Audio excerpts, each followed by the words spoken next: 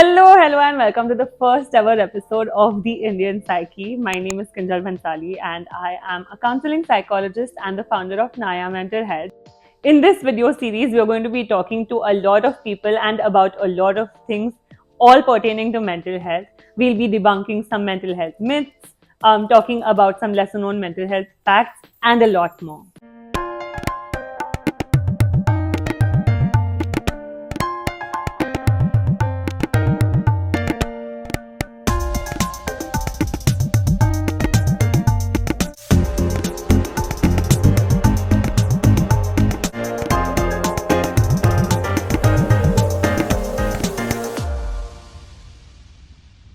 So, since this is a mental health channel, I'm going to start by answering some basic mental health questions that were the most asked on Google. And my team has found those questions and made this really cute board so that I feel like a real celebrity.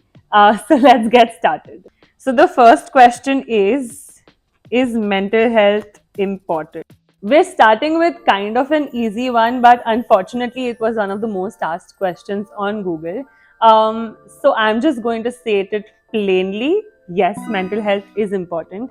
It's actually not surprising that this was one of the most asked questions because a lot of times as humans we tend to focus on what is tangible and visible rather than what is intangible. So physical health and physical illness is seems a lot more important than mental health and mental disorders. So even if you have a headache, for example, you're more likely to take that seriously rather than when you're feeling anxious or when you're feeling super stressed or burnt out. Unfortunately, though, for us, suicide is one of the leading causes of death globally, and it's high time that we give mental health the importance that it deserves, even though it is an intangible and invisible thing. So, yes, again, mental health is really, really important. So, now let's move on to the second question, which is going to be a little more difficult to take off.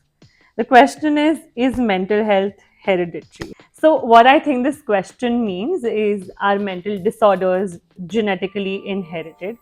The answer to this is not a clear one because a lot of mental disorders are genetically inherited, or at least there is a genetic predisposition to inherit some of these disorders. For example, a lot of personality disorders or schizophrenia, bipolar disorders, major depressive disorder, etc., can be inherited genetically. However, a lot of other mental health disorders are mostly based in environmental factors. Even so, even if a mental disorder is genetically inherited, it can be made a lot worse or a lot better through environmental factors. So, for example, if a person is genetically predisposed to have a bipolar disorder, and on top of that they face environments that are highly traumatic or highly stressful, the bipolar disorder can be aggravated or made worse. On the other hand, if they are raised in an environment that is super supportive, aware of what the condition is, and enough precautions are taken to manage the disorder, they can manage it pretty well without even facing a lot of the symptoms. So that is how genetics and environment play together in showing the symptomatology of mental health disorders. So the next question is how to prevent mental health problems. This is a great question because a lot of times when we talk about mental health, we are talking in terms of curing it, but not a lot of people talk about how to prevent mental health disorders before they even show up. A lot of times when mental health disorders are not genetically inherited, they are either born out of or perpetuated by unhealthy thinking patterns. This is, of course, not to discount any environmental factors or triggers or trauma that people might be experiencing. But a lot of problems or mental health concerns that we face later on in life can be born out of the way that we are thinking about them or our repressed emotions with respect to them. What we can do is control what is within our control, which is the way that we think, feel, and behave. And more deeply, that means thinking about our core beliefs, patterns, tendencies, unhealthy thought patterns, repressed emotions, and all of that, and work towards overcoming them to make them healthier.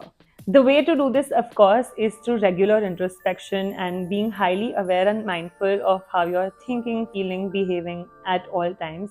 This can be achieved through various ways. Meditation, journaling are some of them, and of course, therapy is a fantastic way of having a facilitated introspection session where the therapist can really aid your understanding of yourself. Of course, this has become increasingly difficult for people to do because of time constraints and also lack of inclination to work towards oneself, which is also where therapy helps because it is an hour of dedicated time to cater to your self growth. So, the next question is therapy helpful? This is a very broad question, so I have no idea how Google answered it.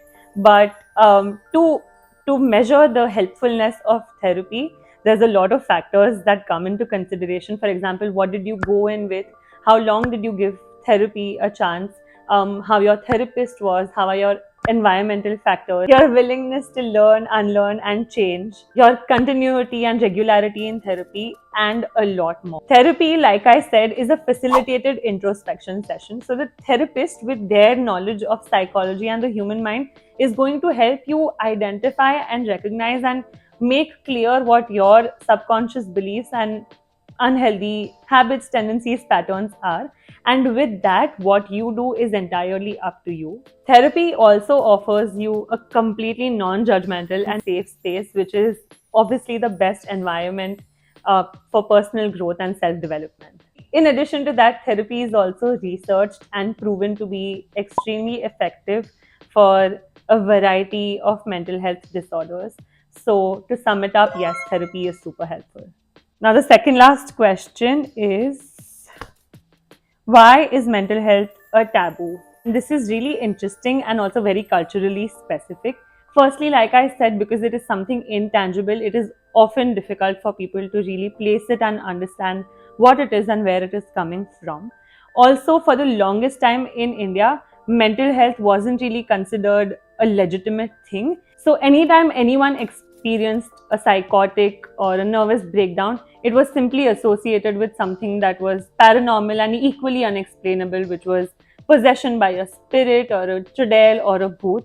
And unfortunately, that is where the stigma started and also got perpetuated. And so much so that it is documented that even people who grieved the loss of their loved ones for a longer time than was considered normal were deemed to be out of the ordinary or abnormal or even pagal.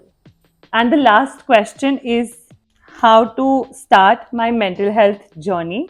I love this question because if you're looking to start your mental health journey, you're at the exact right place. At Naya Mental Health, we help you get help. We help you connect to therapists that are suited exactly for your needs. We also do pre-therapy consultations that help you understand and talk about your concerns, find the right help and resources for you, ask any questions that you may have about therapy and mental health, and basically just find the right place to start your mental health journey. So, if you're one of the people looking for mental health support, feel free to reach out to us on our Instagram handle given below. And that's it for this video. Make sure you like, share, subscribe, and comment down below what other types of videos you'd like to see. Stay tuned on this channel for a lot more mental health and therapy content, some of which is going to be really funny, I promise. And I'll see you next time.